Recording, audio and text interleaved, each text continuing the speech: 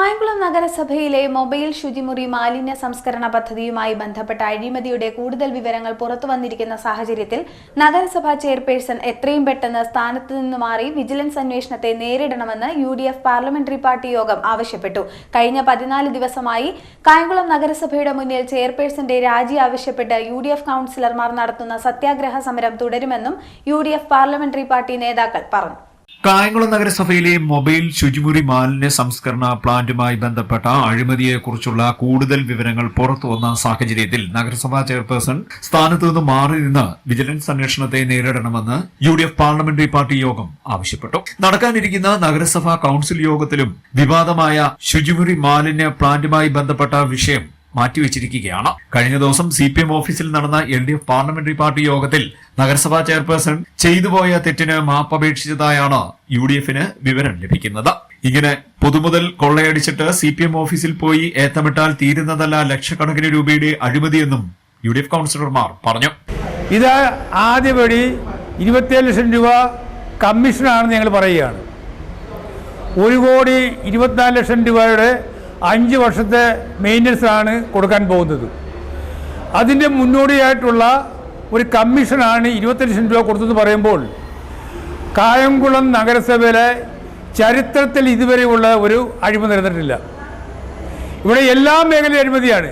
ഇവിടെ കുറേ കട്ടിലെടുത്തു, പാവപ്പെട്ട വൃദ്ധങ്ങൾക്ക് കൊടുക്കാനുള്ള കുറേ കട്ടിലെടുത്തു. ആ കട്ടിലിനകത്ത് പോലും കമ്മീഷനാണ്. ആ കട്ടിൽ ഇപ്പോൾ 100 കട്ടിൽ കൊടുത്തതിന് ശേഷം ഇതിന് കൊടുക്കാൻ പറ്റിയിട്ടില്ല. കാരണം ആ 100 കട്ടിൽ കഴിഞ്ഞ് രണ്ടാമത്തെ ലോഡ് വന്നു കഴിയുമ്പോൾ ഞങ്ങൾ തടയുകയുണ്ടായി. ആ കട്ടിൽ വളരെ മോശപ്പെട്ട കട്ടിലായതുകൊണ്ട് തിരിച്ചെടുത്ത് വിട്ടു. രണ്ടാമത് കൊട്ടേഷൻ എടുത്ത് പുതിയ കട്ടിൽ കൊടുക്കാതെ ഇനി പഴയ കട്ടിൽ കൊടുക്കാൻ ഞങ്ങൾ അനുവദിക്കുന്നുമില്ല. അതിനകത്ത് ഒരു കട്ടിലിന് 400 രൂപ കമ്മീഷനാണ്. അതുപോലെ എല്ലാ മേഖലയിലും കായംകുളത്തെ ഇപ്പോൾ 10 വർഷം കൊണ്ട് LDFൻ്റെ ഭരണമാണ്. ഈ 10 വർഷം കൊണ്ട് നടക്കുന്ന കാര്യങ്ങളെല്ലാം അഴിമതിയല്ലാതെ നമുക്കറിയാം എല്ലാ മേഖലയിലും അഴിമതിയുമായി മുന്നോട്ട് കൊണ്ടുപോയിരിക്കുന്നു. 1.48 കോടി രൂപയുടെ പദ്ധതി നഗരസഭാ കൌൺസിലിന്റെ അറിവോ സമ്മതവുമില്ലാതെ കായംകുളത്ത് നടപ്പാക്കാൻ പോവുകയാണ്. ഇത് യാതൊരു രീതിയിലുള്ള പ്രയോജനവും ഉണ്ടാക്കില്ല എന്നും കൌൺസിലർമാർ പറഞ്ഞു. ഈ സമരത്തിന്റെ ഒരു പ്രത്യേകത UDF അല്ല ആദ്യമായി UDF ഈ അഴിമതി ആരോപണം ഉന്നയിച്ചെങ്കിൽ അവരുടെ ഇടതുപക്ഷ മുന്നണിയുടെ പാർലമെന്ററി പാർട്ടി ലീഡർമാർ, പാർലമെന്ററി സ്റ്റാൻഡിംഗ് കമ്മിറ്റി ചെയർമാൻമാർ ഈ അഴിമതി ആരോപണം എടുത്ത് ഉപയോഗിക്കുകയായിരുന്നു. അതാണ് ഈ സമരത്തിൽ ഈ ഇഷ്യൂവിന്റെ ഈ കോഴ്സിന്റെ ഏറ്റവും പ്രധാനപ്പെട്ട വിഷയം. UDF മാത്രമല്ല, അവരുടെ പാർലമെന്ററി പാർട്ടിയും അവരുടെ സ്റ്റാൻഡിംഗ് കമ്മിറ്റി ചെയർമാനും അടക്കം വൈസ് ചെയർമാൻ അടക്കം ഇതിൽ അഴിമതി ഉണ്ട് എന്ന് കൗൺസിലിൽ പറഞ്ഞ് അവരുടെ ഡിസെൻഡിംഗ് നോട്ട് എഴുതിയ വൈസ് ചെയർമാൻ അടക്കമുള്ളവർ ഇതിനകത്ത് അവരുടെ ഡിസെൻഡിംഗ് നോട്ട് എഴുതിയ ഒരു ഇഷ്യൂ ആണിത്. കഴിഞ്ഞ ദിവസം CPMന്റെ ഏരിയ കമ്മിറ്റിയുടെ നേതൃത്വത്തിൽ ഇവിടുത്തെ പാർലമെന്ററി പാർട്ടി കൂടി ഇവിടുത്തെ കായംകുളം നഗരസഭയുടെ LDFന്റെ പാർലമെന്ററി പാർട്ടി കൂടുകയും ചെയർപേഴ്സൺ പരസ്യമായി ആ പാർലമെന്ററി പാർട്ടിയിൽ മാപ്പപേക്ഷിക്കുകയും ചെയ്തു. എന്നിട്ട് പാർട്ടി വലിയ ആദർശ ശുദ്ധി ഉണ്ട് എന്നൊക്കെ പറയുന്ന യുവ നേതൃത്വം അമിത് ഷാ പാർട്ടിയുടെ സെക്രട്ടറിയായി വന്നതിന് ശേഷം നടന്നൊരു യോഗമാണത്. അവിടെ വെച്ച് പാർട്ടിയെ അവമതിക്കുന്ന തരത്തിൽ അല്ലെങ്കിൽ പാർട്ടിയുടെ അഴിമതിയെ തുറന്നു കാട്ടുന്ന തരത്തിൽ പ്രവർത്തിക്കാൻ പാടില്ല എന്ന അന്ത്യശാസനം ഇവിടുത്തെ നഗരസഭയുടെ ഇടതുപക്ഷ കൗൺസിലർമാർക്ക് കൊടുത്തു. CPMന്റെ പാർലമെന്ററി പാർട്ടി ലീഡർക്കടക്കം അതുപോലെ തന്നെ സ്റ്റാൻഡിംഗ് കമ്മിറ്റി ചെയർമാൻമാർക്കടക്കം കൊടുത്തു.